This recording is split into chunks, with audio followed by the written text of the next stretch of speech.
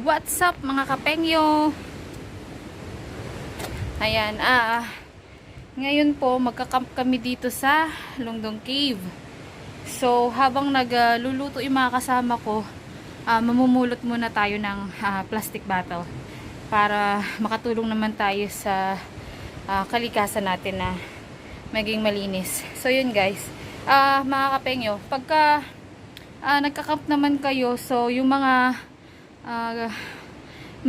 pinagkainan nyo or mga pinag-inuman nyo, so kailangan naman natin maging responsable. So kailangan natin iuwi yun at itapon sa tamang tapunan. Huwag nyo na lang iiwan dito sa tabi ng dagat or kahit saan, kahit sa bundok. Yun guys. So yan, sa mga kaahon ko dyan, mga kabundok ko dyan, so panatilihin nating maging malinis ang ating paligid. Ayan, kahit nasa kakatuktukan tayo ng bundok, so maging malinis tayo. Ayan, thank you. Punta tayo ng basura.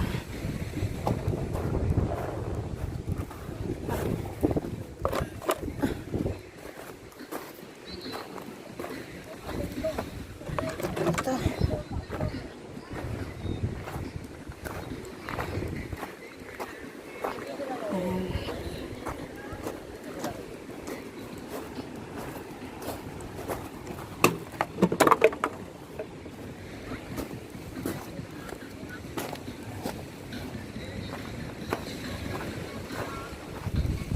Dito. Ito pa.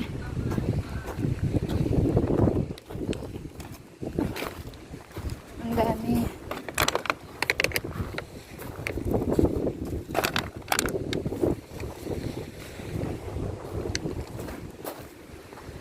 Ito. Dami.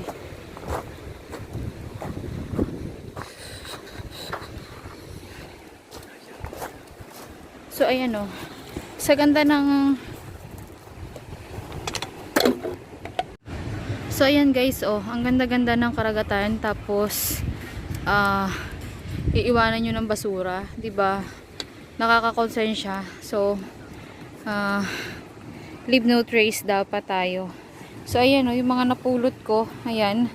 Ang dami-dami. Then meron pang isang bunton ako dun sa kabilang side.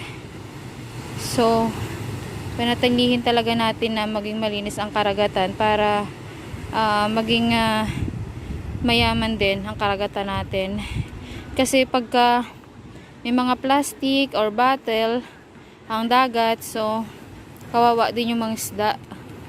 Maaari silang matrap dyan. Kaya tulungan po tayong kung nasaan man kayo, tapos may mga makita kayong basura, kagaya niya pag magka-camping kayo, kahit saan dito, kahit saan sa Taiwan or Pilipinas, kahit saang parte ng mundo, ayan, maging responsable po tayo. Mga kabundok, mga kapengyo, mga kabatang, ayan, be responsible po tayo. Ayan ang dami.